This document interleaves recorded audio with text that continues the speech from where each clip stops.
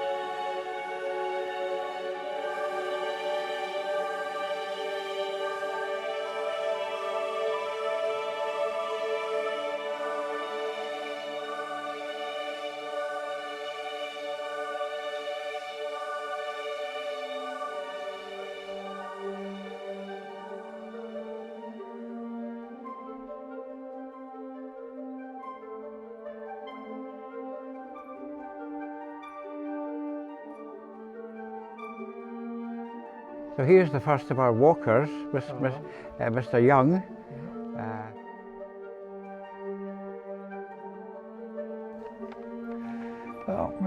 Oh, come and see what I've found.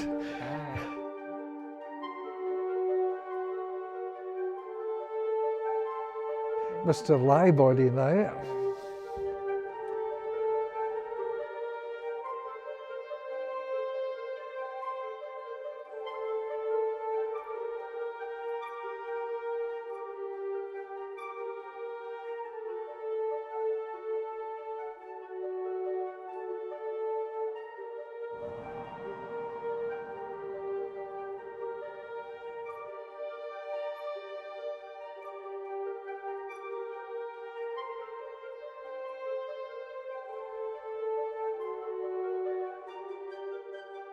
And we're standing here at the replica of the Bridgeness slab, which was unveiled in 2012, so 10 years ago. It's a replica of an original Roman tablet, seen as one of the best Roman finds in Britain, and it was found here in Bo'ness in 1868, and it's now on show in the National Museum of Scotland in Edinburgh.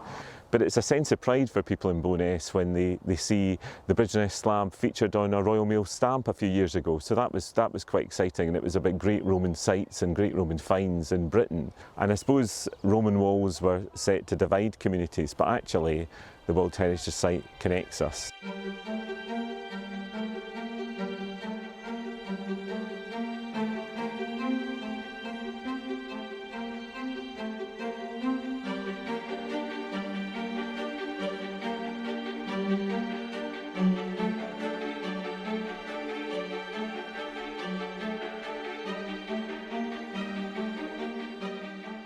But to somebody looking at the film, Kinneil House is practically a ruin. And of course it's not like that now. But I mean, at the time when the film was made, it's clearly, you know, all but falling down.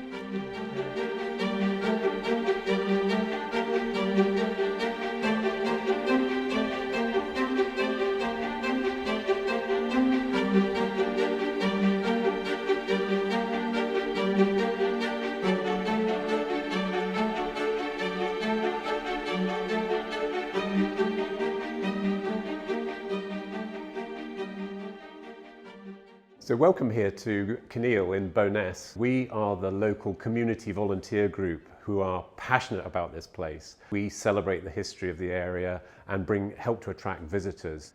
The site as a whole is 200 acres of historic parkland. It's probably one of the most historic places in the Forth Valley. You've got layer upon layer upon layer of history here. Someone described it as the nearest you'll get to a history theme park. So the museum is a small part of the site. So in here you will find artifacts relating to the general story of Bo'ness as a town. It was a historic port. It had major industry here, but also you can go back to 2,000 years ago. You've got the Roman artifacts that are here. So upstairs in the display cabinet, we've got some things which were excavated from another key part of the Kinneil estate, which is the Kinneil Roman fortlet. All along the Antonine Wall, the Romans had these forts, and then in between the big forts were little forts or fortlets. And you can still go there and see the layout of the fortlet. If you like, it was the frontier of the European Union in the 2nd century, which isn't that astonishing? That on one side you had the Roman Empire, on the northern side you had the Caledonian tribes, and it was the frontier crossing. So the legionaries were stationed at the fortlet, and as they lived here, they left various remains, and some of those were found and are on display here in the museum. So for example, you'll see a fascinating little Roman harness strap, and that is the bronze item which has now been recreated as a lovely sculpture which you'll see at the entrance to Kinneil Estate as part of the Antonine Wall project that was recently put up.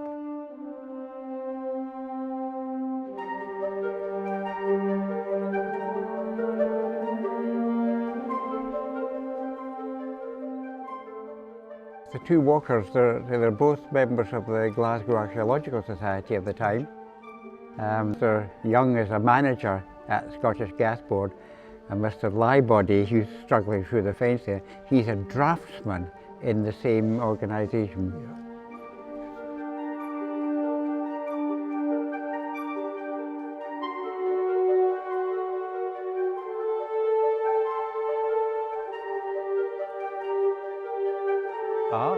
I like that little piece with the cow. Not every day you see a man with a cow on the road. The next reach, white bridge that crosses over the railway line.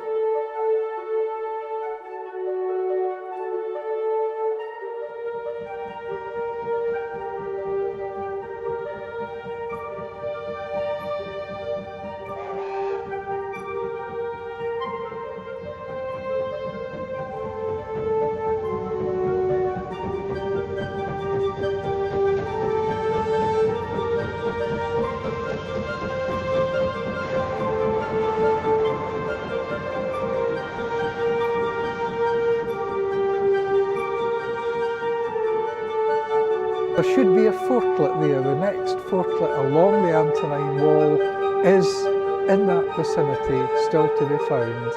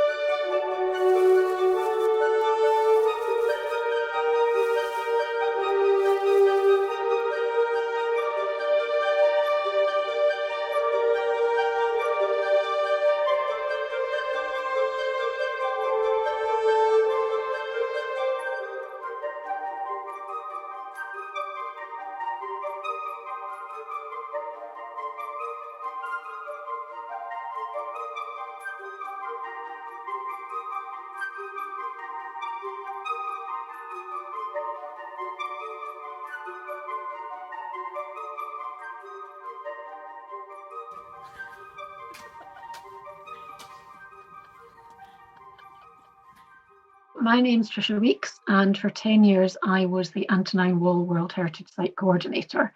And I started scoping out the Rediscovering the Antonine Wall project and worked with the 5 local authorities to help set up the team that then delivered it.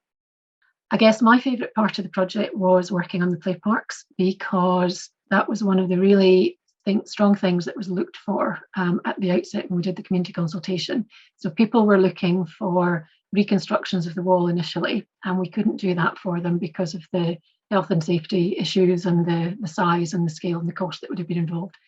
So the play parks gave us a different way of showing the scale of some of the features, and it also allowed us to work with the kids to design what they wanted. So everything that you see in the play park at some point was designed by children along the wall. The Rediscovering the Wall project grew out of the need to look at regeneration opportunities and ways to engage communities more in the areas that they lived in. To effect that, what we did was set up a team, because at that point there was no team along the wall.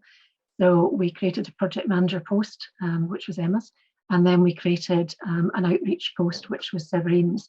And the 3 of us then looked at how we could deliver all the things we'd been asked to do by the communities. And it's just been a really nice chance to meet people along the wall. We've worked alongside loads of different artists, as well as craftspeople and community groups and heritage groups and individuals. We've had a lot of fun and excitement, and we've actually had that chance to change things in the landscape and also for those communities. So that's probably been a highlight, I think, of the project for all of us. Now they're coming through into an area where in the 1960s an excavation took place, and all of this in advance of the M9 motorway, where it takes a great swathe of the frontier away. Now, health and safety would have nightmares today, because a man down the hole and the bucket in there at the same time, no hard hat, is something that we wouldn't consider today, would we, Lawrence? The foreman man there, he knows what he's doing. He's working on the stone base. He's doing it very, very well. He's done something like this before.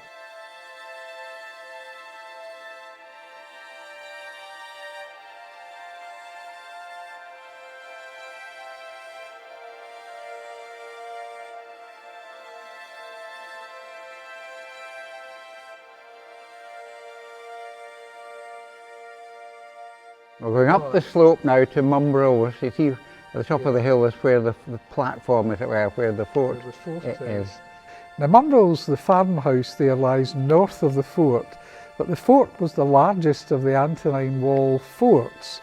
It could hold a garrison of around 1,000 men, and it was possibly used by the Roman governor, who would have been here whilst the Antonine Wall was under construction.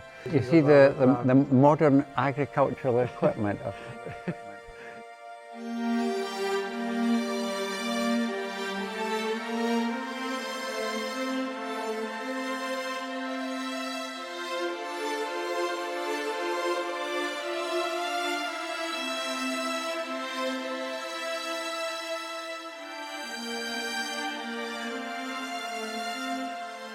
I like this little bit. There's a boy runs across, and I thought it was like a scene from an early Hitchcock movie. There's a wee bit of kept character. You see this in this scene. The boy doesn't realise he's being filmed as well. The roads are really quite broad. That was the main Stirling to Edinburgh road, for the M9. Passing some weavers' cottages before the entrance into Callander Park. Before the housing developments, there's no housing. You had an excavation in We certainly dug up on the close to the East Lodge. Found the wall. Found the wall base. Oh, yeah. But, we were looking for a forklet, but it eluded us.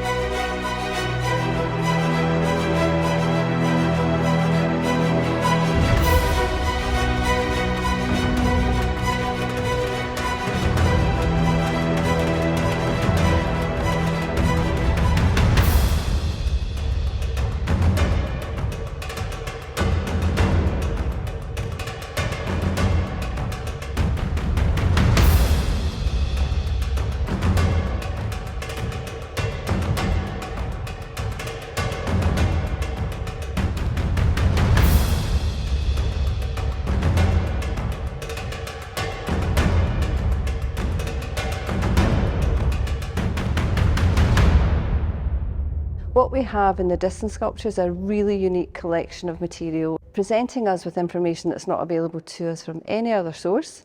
And they're unique because they tell us the legions who were based on the wall and who were building the frontier. So it tells us the distance of that frontier that each of the legions were actually constructing. This is it's actually a dedication, as they all are, to the Emperor Antoninus Pius. He's being called Father of his country. And the Legio II, which is the second Legion Augustus, is actually telling us that they have constructed 3,666.5 units of measure of the frontier in this particular sculpture. There's some really interesting iconography and a mix of the text that informs that iconography as well. And they serve a real propagandist purpose, the distance sculptures, to tell people about Rome's dominance in the region. My own work has actually been undertaking non-destructive scientific analysis on the distance sculptures so that we can understand how they might have looked in the past. And so the work that I have been doing has actually provided us with some information to determine that they were in fact painted, and we have a really rich palette of reds and yellows and whites. And so we know, for example, thinking of the Somerson Farm distance sculpture, which has actually been replicated as part of the Rediscovering the Antonine Wall project, that the Victory, who is depicted there, the goddess Victory, she's honouring the Roman cavalryman who is riding down captive, naked, bound northern warriors, she's honouring him with a wreath. But in fact, we know that her dress was yellow, there was a white trim on it. We know that his costume, the cavalryman's costume, was different shades of red to depict his cloak. We know there are different shades of red on the captives to depict blood upon their chest and their heads, for example. These colours have been applied to bring the sculpture to life and give a realism that's not there if we look at a bland sandstone sculpture in relief. We've been able to reproduce these as part of the Rediscovering the Antonine Wall project as a means of allowing the local communities to engage with them, and they can create new stories and new legacies and new connections with these ancient things.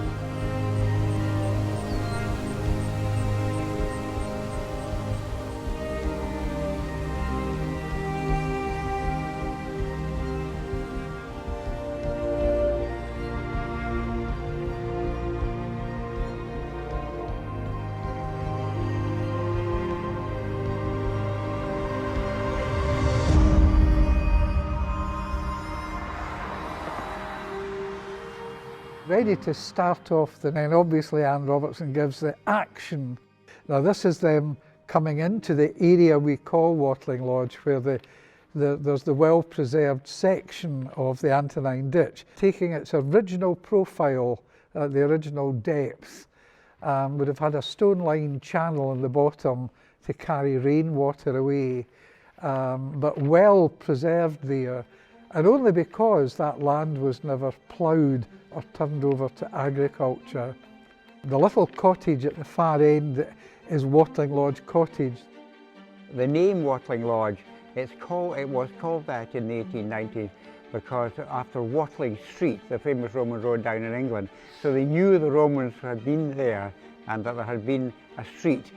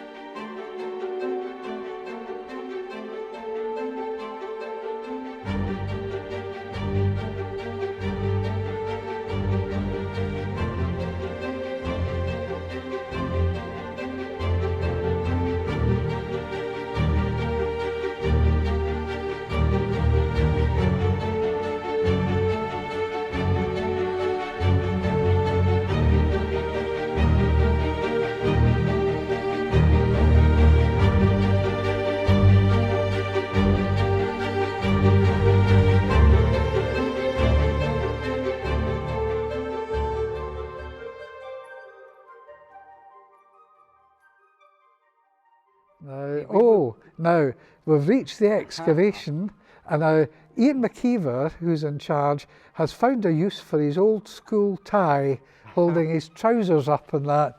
Ian McKeever's from the forerunner of Historic Scotland. He was David Breeze's predecessor as Chief Inspector. Yes. what's it? that. Tie, hold, yes, there you are. Use of an old school tie. Can we work out which school it was, I wonder? There's one shot where he's flicking his fag his cigarette ash into the trench. Into the trench? You'll see that in a moment.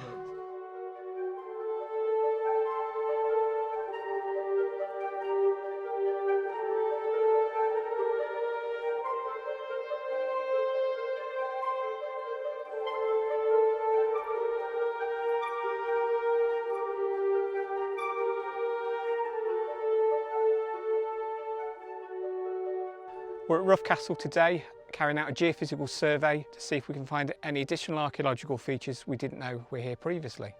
We walk around the site with a magnetometer systematically, and it records small changes in the Earth's magnetic field. When we're back in the office, we can map those changes, and that can reveal what's beneath the surface. If we look at examples of Roman forts on other frontiers, there's regularly civilian activity outside of the fort's gates. So we're looking to the west of the fort today to see if we can find any other traces of activity, such as civilian settlements, temples or burial sites outside of the fort itself.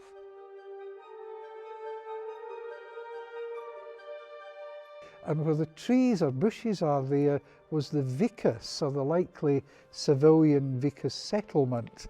That's thought to have grown up beside the fort. Yeah, but now the whole site is in the care of HES, and so every while in the summer the grass is cut. That's why they're having to struggle through bracken and undergrowth, but you wouldn't have to do that now.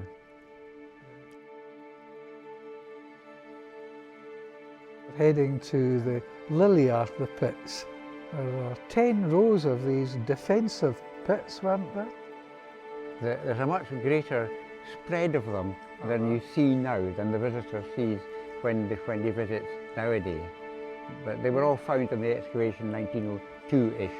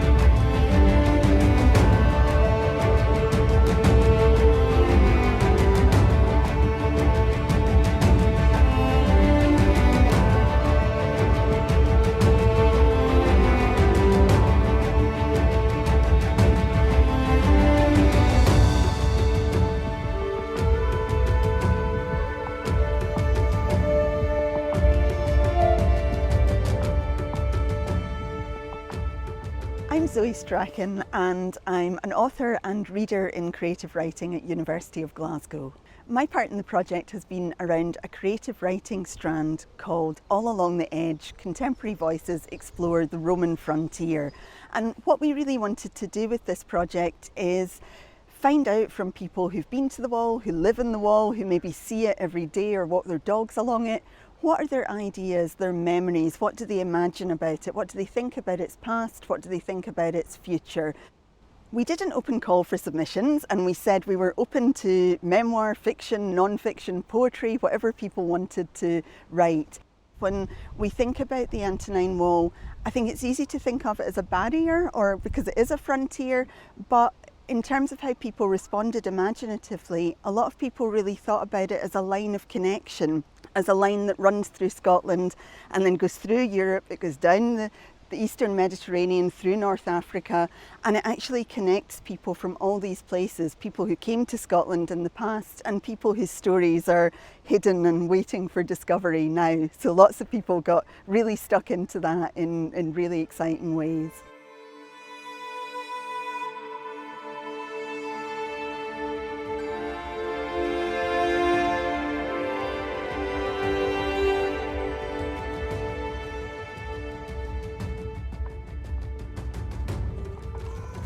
Howkin. Oh, would you look at them? Galoots, howking at dirt and binging it up. Squaring off turf and streaking it up tight as a boar's bum. Och, let them get on with it. Egypts, axing and riving stobs for to tap it all. Batter them into the turf and then cawed on boorach o muck a waw. Swine that they are, with their grunnies in the forest flare, grumphin and glagging dirt. Would you just listen to their glaggering mouths when they talk?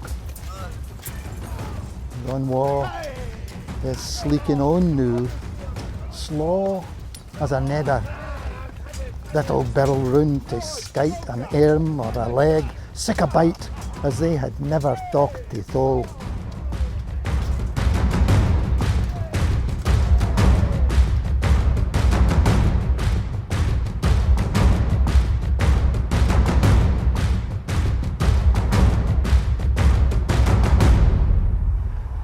Bonnybridge is sometimes described as a corridor of history.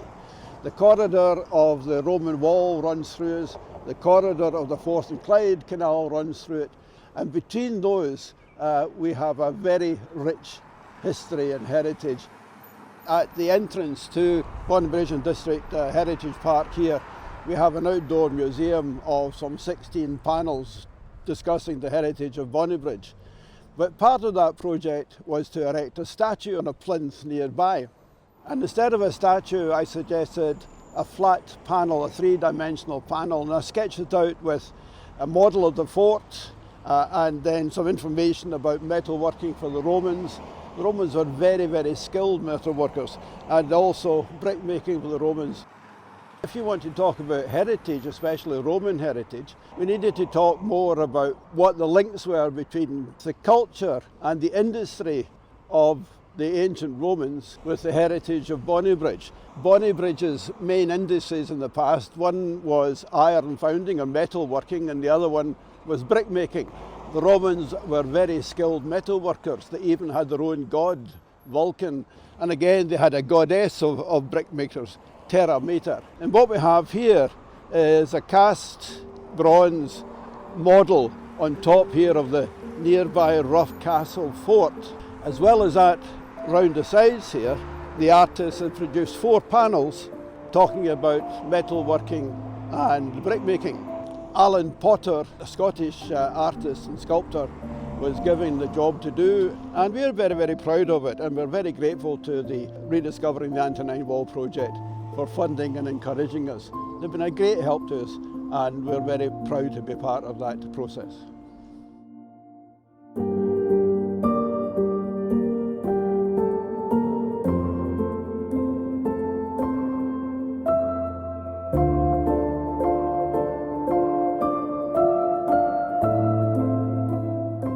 This is Seabeg's Place Farm. This was my father's farm. The Antonine Wall ran through the front garden, and of course Seabeg's Wood was my playground as a child, where the wall ditch and the military way were.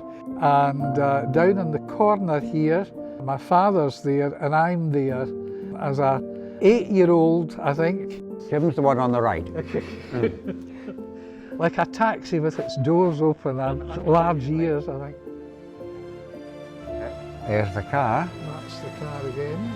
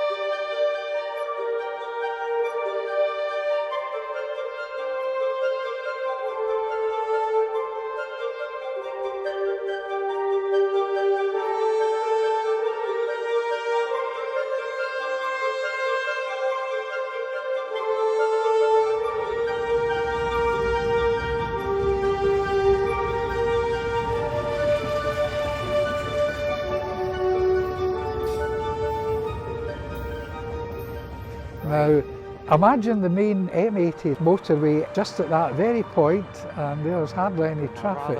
A rash driver trying to overtake the car in front of it when they think it's dangerous to do so.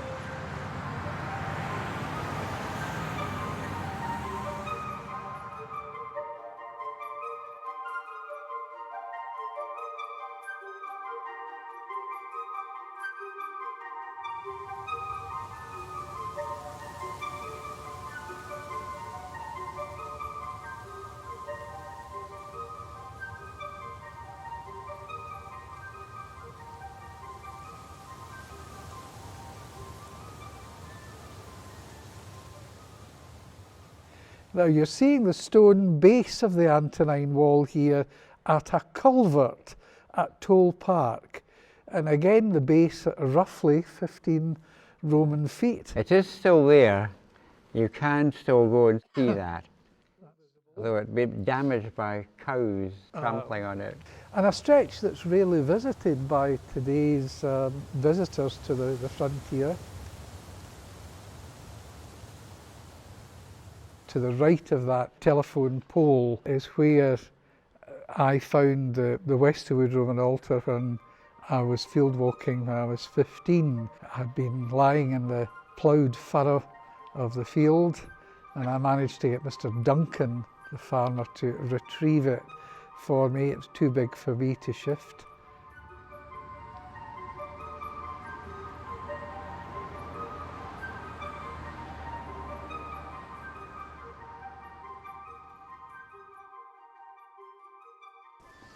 Now, we at Cycling Without Age Scotland were thrilled that Rediscover the Antonine Wall chose us as a really serious part of their offering to rediscover the Antonine Wall.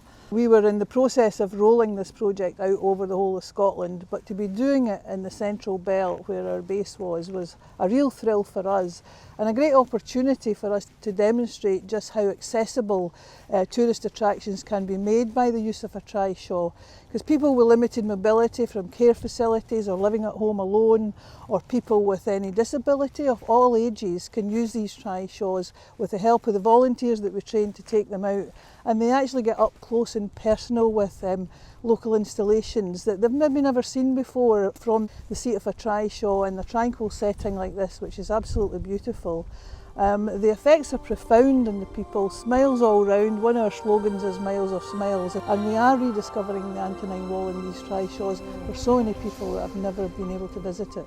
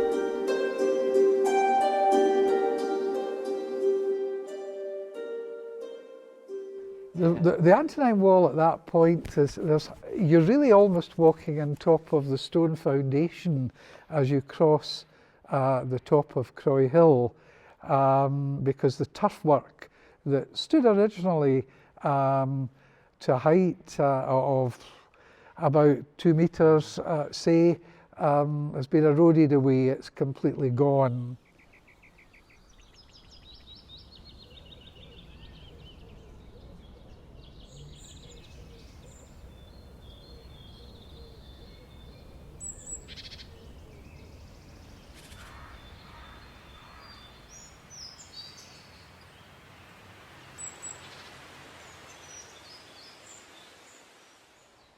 I'm Emma McMullen and I was the project manager for the Rediscovering the Antonine Wall project. My role as project manager was to take the ideas for the project and turn them into reality. So that involved everything from working with contractors, managing them, working with expert academics to advise us, engaging with communities, and generally just raising awareness of the Antonine Wall and of the assets that were going in as part of the project. My favourite part of the project is the installation at Nethercroy. I think Sylvanus is just a really brilliant example of placemaking.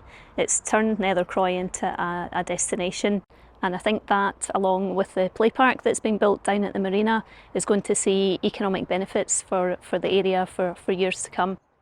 I also like the fact that the project involved working in partnership with City of Glasgow College.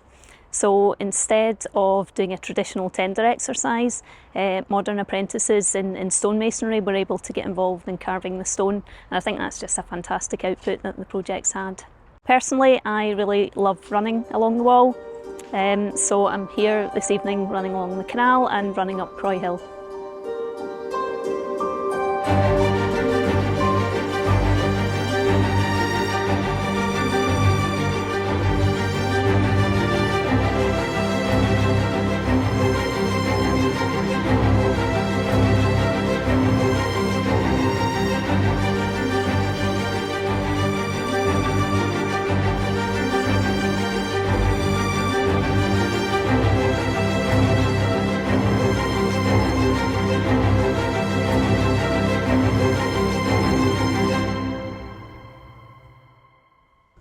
There's two youth groups, one's from Croy, one's from Kilsyth, and it's about young people getting together. We develop programmes and we develop activities around what they want to do.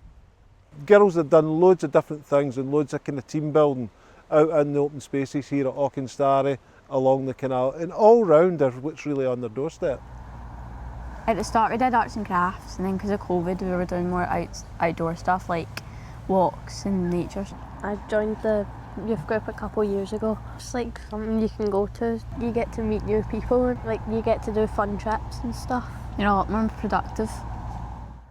So we were approached by the Rediscovering the Wall project and asked us to be involved in some artwork which was going to be incorporated into a mural down near the Roman play park. 4 or 5 of the girls come along for that, and they had a go at spray painting, they had a go at finer detail painting. Antonine Wall project brought along a range of artefacts, whether it be sandals, coins, jugs and things like that. So the girls got a real hands-on experience with the artefacts, and then they were asked to sort of hone in. So instead of drawing like the full shoe or the full coin or the jug, they will actually some of the finer detail, and it's that finer detail that will be then incorporated onto the mural. They were talking about like the Antonine Wall and the Romans. Showing like artefacts, like coins and helmets. And shoes. That was a cool shoe. It's encouraging young people to try different experiences, different areas, different groups. It's hard to forget sometimes, you know, it's only 6 months ago that we were still under lockdown conditions. They haven't had the opportunity as their peers previously to develop relationships and to mix with one another. So when we ask young people what it is that they get from coming to the group, it's the idea of somewhere safe to go, somewhere to meet their pals, somewhere to try something new, and hopefully some to get awarded and recognised and their achievements noticed.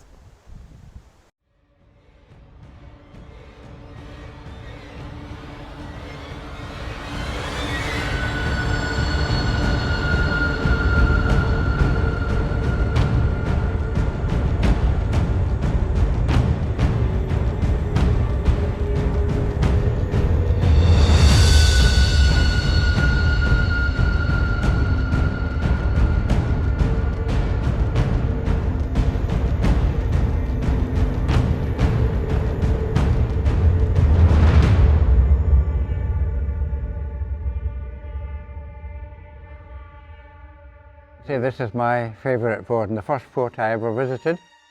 I was a co-author of a book about it when I just was young in the Hunterian, and then I excavated there in charge of the excavation from the late 1970s onward. So it has a particular place in my heart, as it were, because of all that.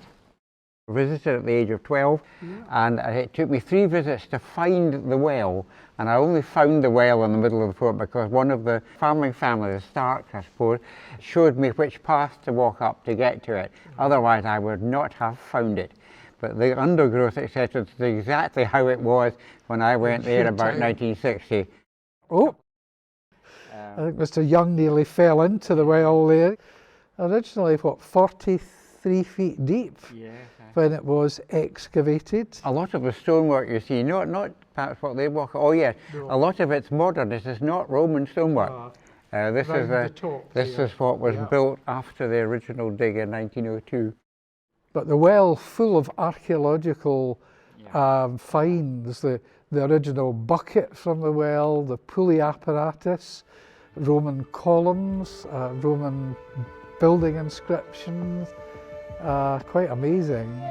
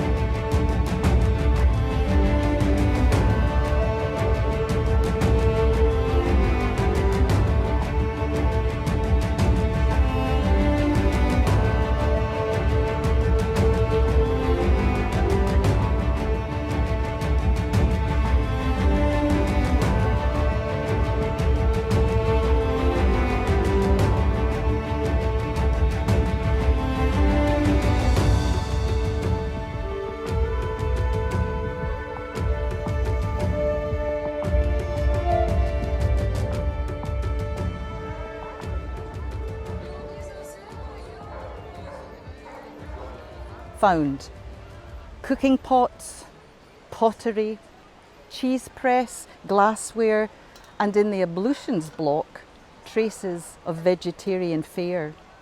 Hazelnuts, raspberries, strawberries, blueberries, beans, wheat, and barley, quern stone ground, which children helped to grow, then sold on to the garrison.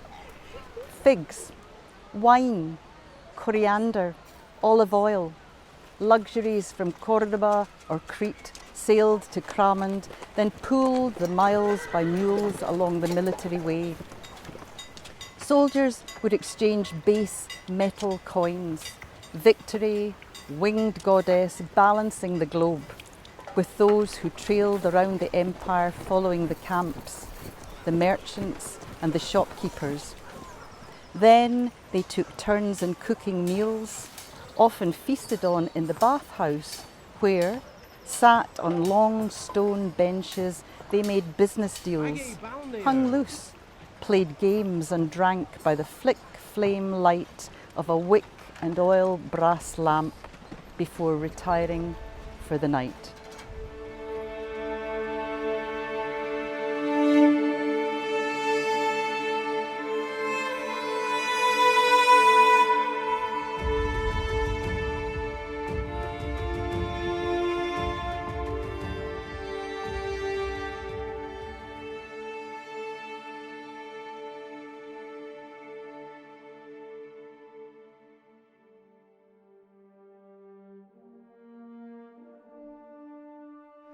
Now, Shirva, was it 5 tombstones found? 5 altars, that's it. Oh no, Shirva, I'm confused. Yes, no, there are quite a few tombstones and other bits of sculpture. And then further on at Auchendavy, when the canal was being dug, they found 4 or 5 altars. 4 complete ones and a bit. And a bit.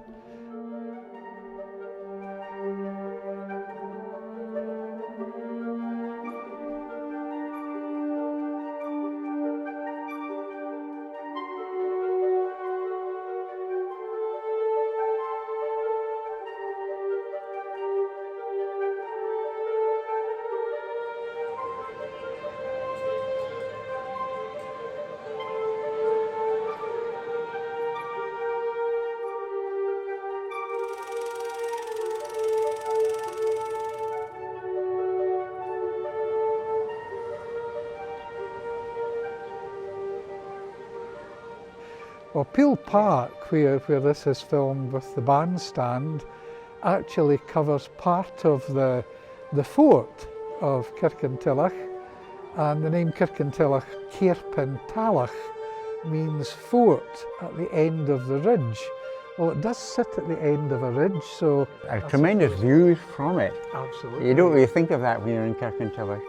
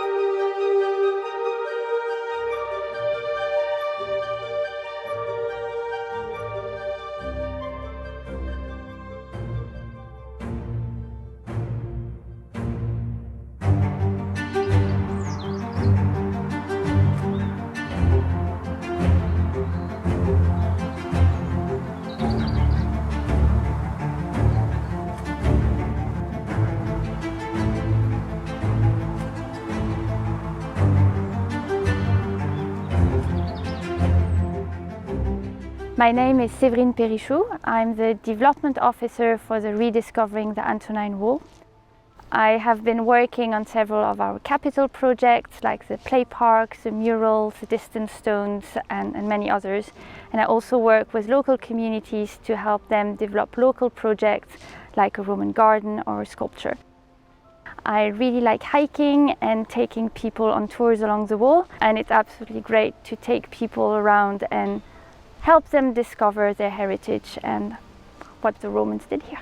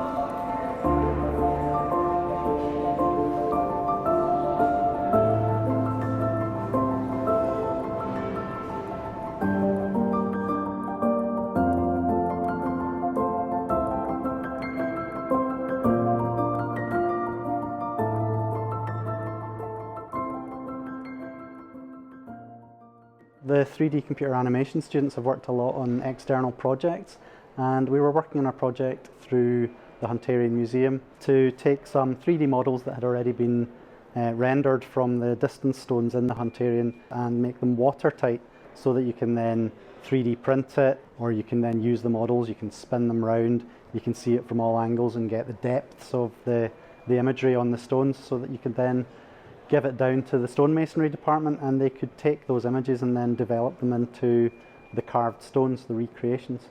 The students have learned so much from this. Their employers were over the moon that they were getting a chance to do it. Their young trainee stonemasons are coming through with such a level of experience. So we were able to see a 360-degree image of the stone itself. That allowed us to get our depths, to make sure that our projections were correct.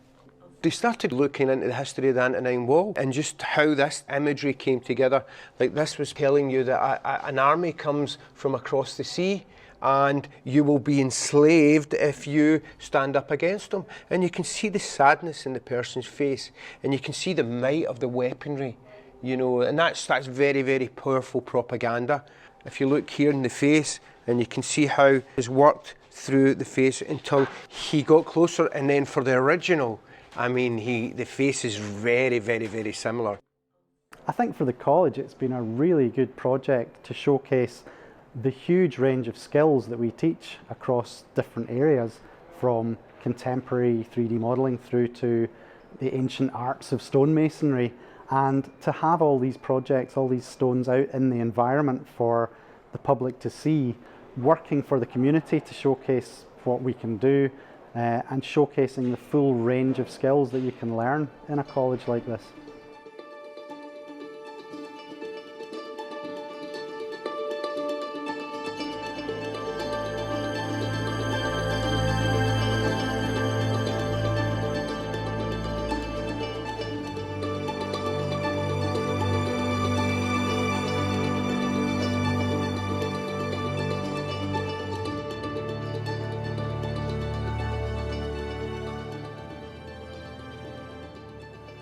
You think of a cemetery having funeral admission hours, you know.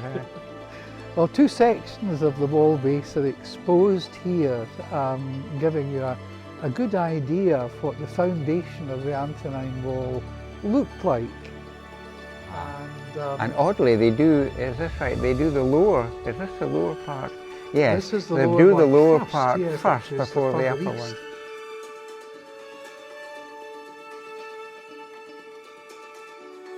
And it's built up, well, there's culverts passing through it, one culvert, but it's almost terraced because it's built on a hill.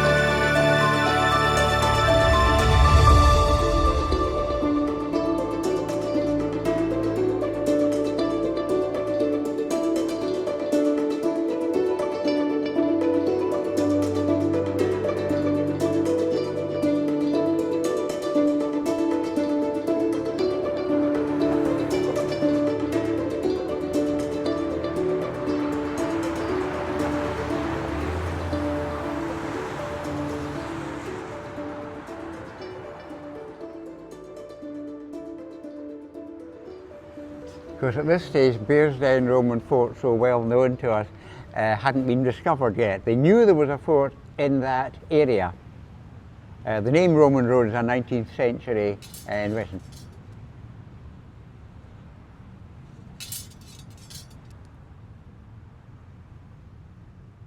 Well, we're standing here today in the middle of the Roman fort at Bearsden. This ground I'm actually standing on, we excavated within the fort now 45 years ago. I was then an Inspector of Ancient Monuments for what is now called Historic Environment Scotland. Shortly after the excavation became Chief Inspector of Ancient Monuments, the state's most senior archaeologist in Scotland.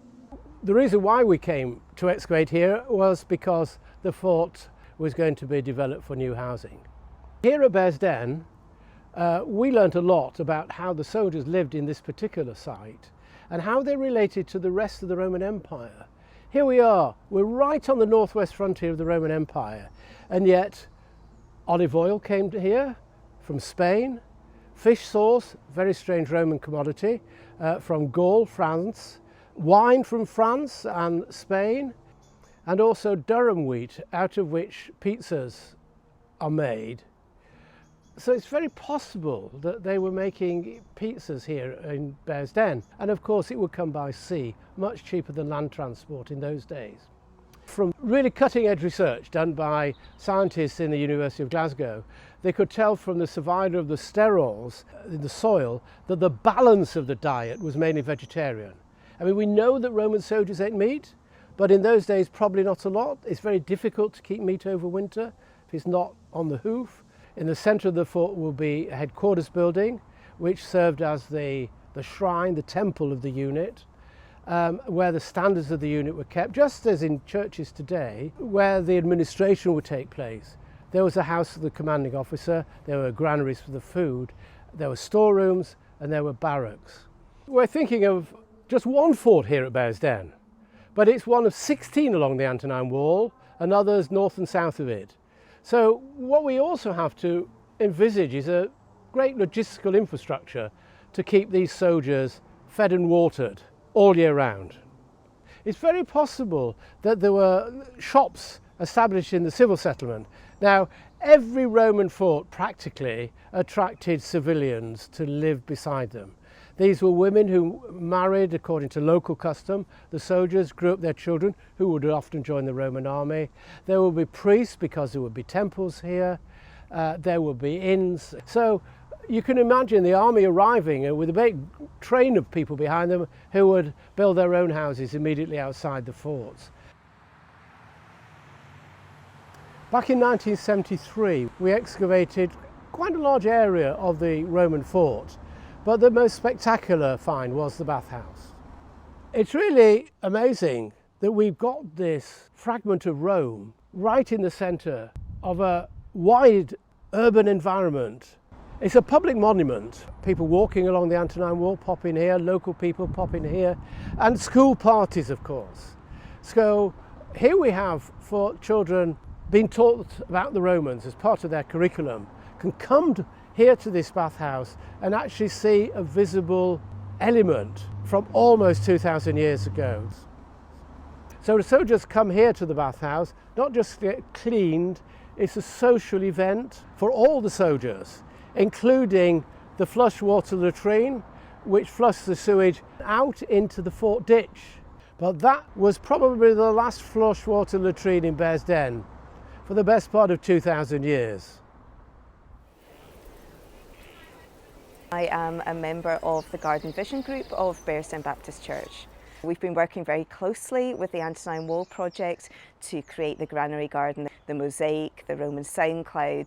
We've now got some panels that talk a little bit more about Roman faith, that talk about the food that the soldiers ate, and that kind of explore the fauna and the flowers and the trees, the things that are around on this site at the time.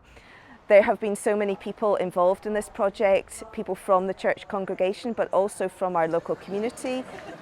I volunteered to design the mosaic. My inspiration was the food, the plants, the flowers the Romans had used. The people from the community contributed immensely to this project, which is the whole idea that we wanted to bring people from all walks of life, and that's exactly what happened. So I've trained as a 21st century legionnaire in order to guide people around the bathhouse and the fort, such as it is. The bathhouse is one of the best preserved and visible sites along the whole of the Antonine Wall, and it's a lovely site for people just to wander around. It's perfectly open to the public. Kids can come and explore and roam over it quite freely. This Roman heritage has brought people in to our church gardens that are so beautiful and have given an extra dimension to them which we wouldn't have been able to explore had we not had this partnership with the Antonine Wall project.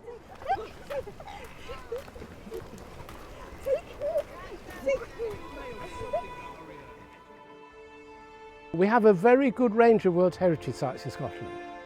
From Neolithic Orkney, we have Edinburgh, Older Newtown, we have St Kilda and New Lanark, right through to the Forth Bridge. Each one offering something different, from deep prehistory through to the early 19th century. All great sites to visit as well.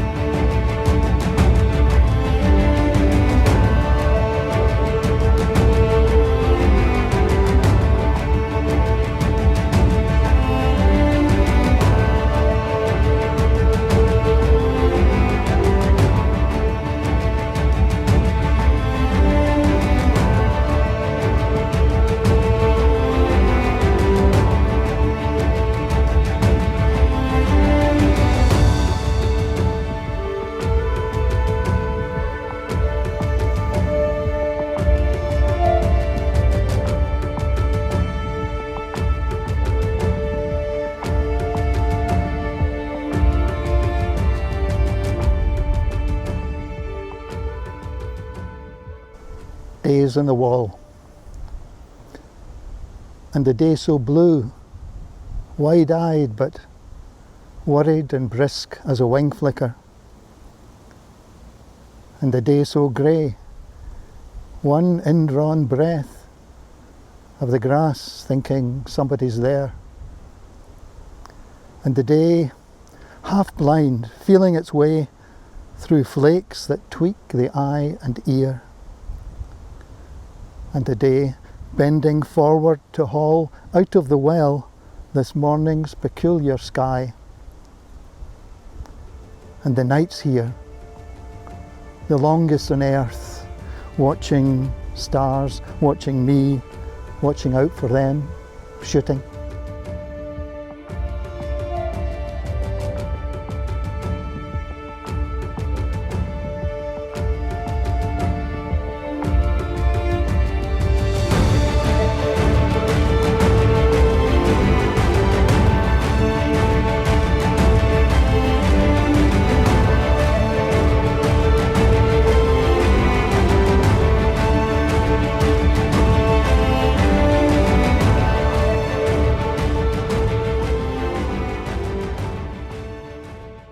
I'm a heritage consultant. I'm working with migrant justice organisations and people with lived experience of navigating the immigration system.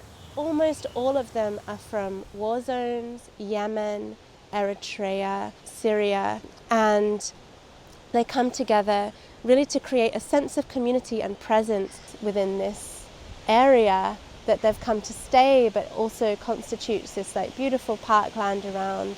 Although we're talking about a longer Roman history here, we're also talking about what global heritage means. This is a UNESCO Global Heritage Site.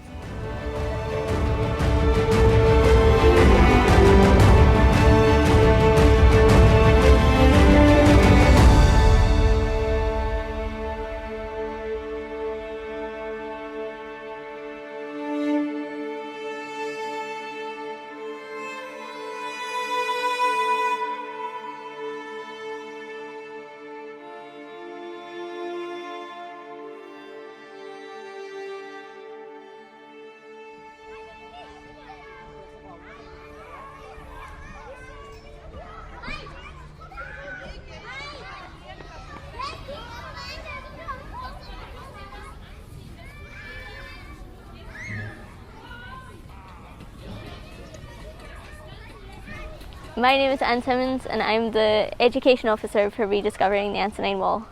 I lead our outreach sessions in schools. I also work to create content for our social media pages. So my favourite part about my job is getting to interact with young people in community groups and seeing them enjoy the wall and then learn more about it. I think our play parks are really good for kids getting inspired and learning more about the wall. And we've also been working with Magic Torch Comics to create an Antonine Wall comic with local schools, and with Recoat to make young people's designs into a mural inspired by the Antonine Wall in each area.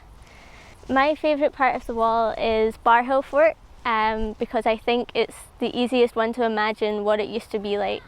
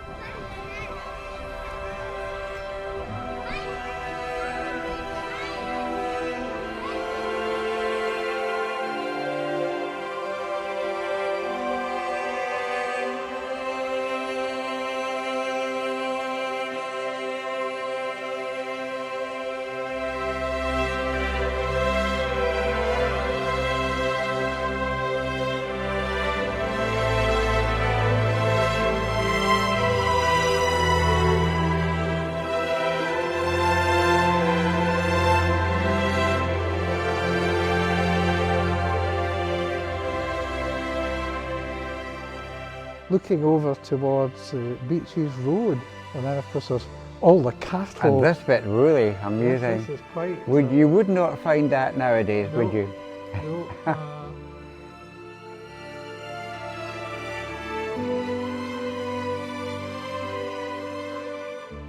A shooting break. Used to travel to Glasgow on a bus like that going to work. A good view there towards Carleath, where we narrowly missed finding a forklift.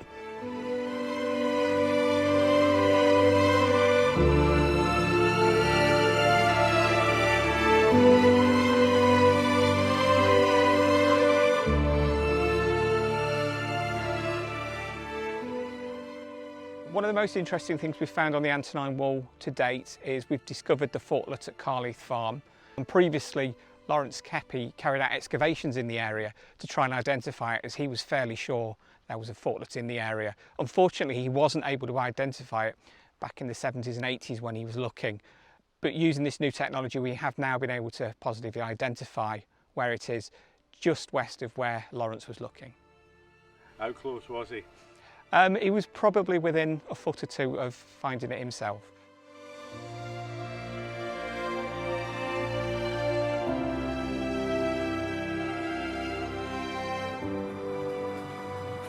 Within the project Rediscovering the Antonine Wall, one of our aims is obviously to raise awareness about the Antonine Wall, but also to show that there were people living here and trying to bring them to life, to show visitors how life would have been on the Antonine Wall. And for that we are very lucky because we have so many names. Names appear on altar stones, on tombstones, etched in tools. We can have faces to those names, and we worked with an artist to recreate those people. Obviously we have the name of the emperor and of the governor of Britain, Quintus Lollius Urbicus, who oversaw the building of the wall. Because he was the governor, we have a lot of records, and we know he came from North Africa. The Antonine Wall was built by 3 different legions, and of course they had many tools. And here we have a replica of hammerhead that was found on Bar Hill. One of the soldiers did engrave his name, so we can read here Ebutius. So the replica we made for our exhibition has exactly the same engraving. You will see the original at the Hunterian Museum. And Ebutius was part of the soldiers stationed at Bar Hill, and so we know he was part of the Syrian archers.